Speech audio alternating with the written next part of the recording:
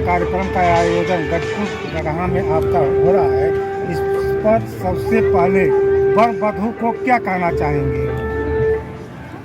वर और वधू को ढेर सारा आशीर्वाद, और यही कहना चाहूँगा कि यहाँ से जाने के बाद पूरी ईमानदारी के साथ, पूरे निष्ठा के साथ माँ बाप की सेवा करें, सास ससुर की सेवा करें, पति का देखभाल करें, परिवार को देखें। इस जीवन को जो भगवान ने, ये जो नया जीवन पति के रूप में दिया है, जोड़ा दिया है, साथी दिया है, उसके साथ पूरी ईमानदारी से अपने जीवन को निर्वहन करें और अपने परिवार का देखभाल करें। एक तरफ आप सामूहिक शादी विवाह करा रहे हैं, दूसरी तरफ आप सामाजिक कार्य भी करा रहे हैं, जो कि आपका वक्तव्य आ रहा है कि प्रत्येक गांव में मैं 2-4 पहिया वाहन देकर जो भी गांव में समस्या तत्काल उत्पन्न हो रही है उसका निवारण करने का प्रयास करूँगा। इस पर आपका क्या कहना है?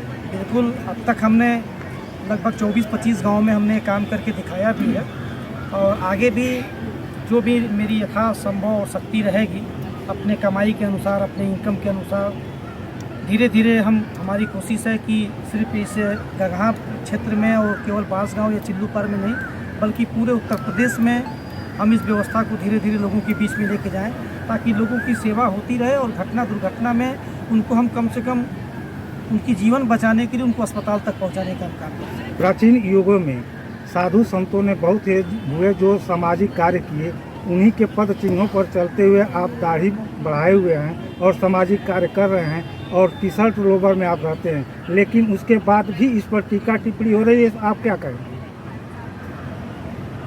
ये मुझे भगवान ने दूसरा जन्म दिया। इसके पहले जो जन्म मिला था और वेदांता जैसे अस्पताल में दूसरा जीवन पा करके मैं यहाँ पे आया हूँ। 6 महीने में लगातार भर्ती था, तो ये जनता का प्यार और जनता का आशीर्वाद, जनता का सहयोग रहा है कि मैं दूसरा जीवन पा करके मैं इन लोगों के बीच आ पाया। तो अब मेरा पूरा जीवन जो है जनता की सेवा के लिए, लोगों की मदद के लिए समर्पित है।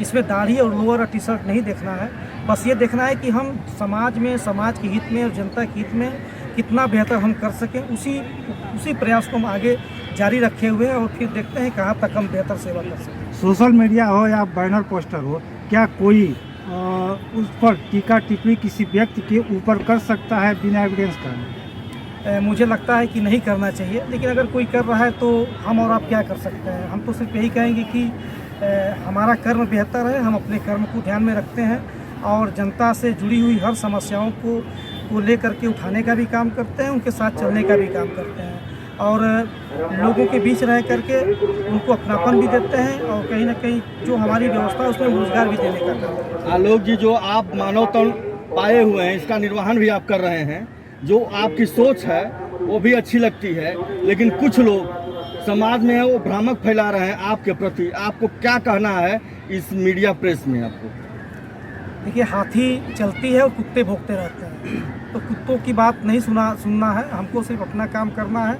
और हम ये जानते हैं कि अगर हम सही कर्म कर रहे हैं तभी तो जनता हमारे साथ है। हम अगर बेहतर कर्म नहीं करते, बेहतर दिशा में काम नहीं करते, तो आज आप देखे होंगे सभी पत्रकार साथी जितने भी आप लोग यहाँ पे उपस्थित हैं, आप सभी लोग देखे होंगे कि कम से कम 3000 से 4000 लोगों की भीड़ थी।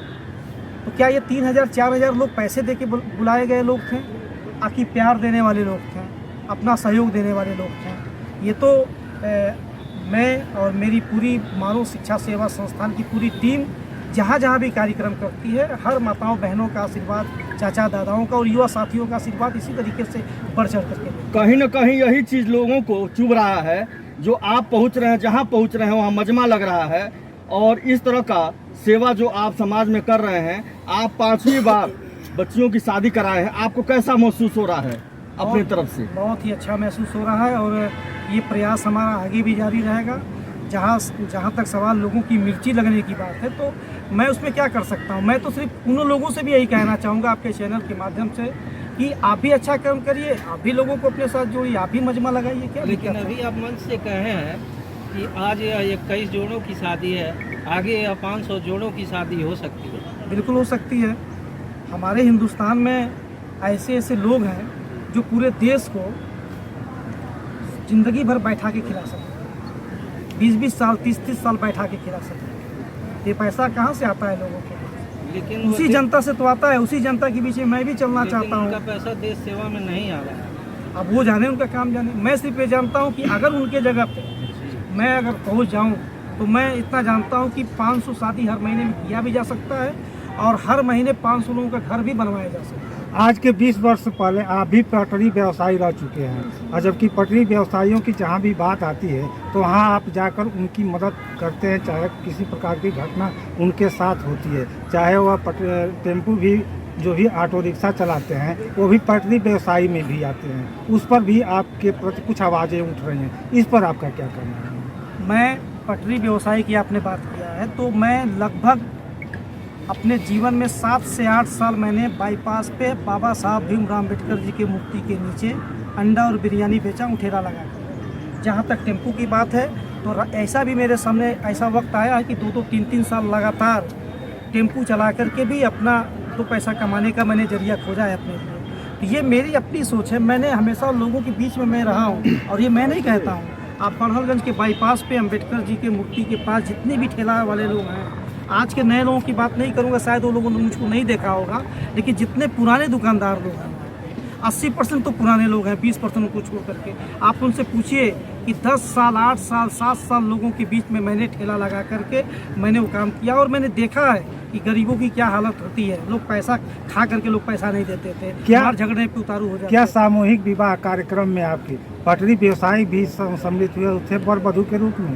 नहीं, ये तो खैर इसके बारे में मुझे बहुत नहीं जानकारी है, लेकिन इतना है कि जो हमारे सदस्य होते हैं, जो मानव शिक्षा सेवा संस्थान से जुड़े हुए होते हैं, उनके द्वारा ये चयन करके लाया जाता है और क्रमशः अनुसार हम लोगों की मदद करते रहते हैं। और ऐसा नहीं कि उसमें वर वधू को हम देखते हैं।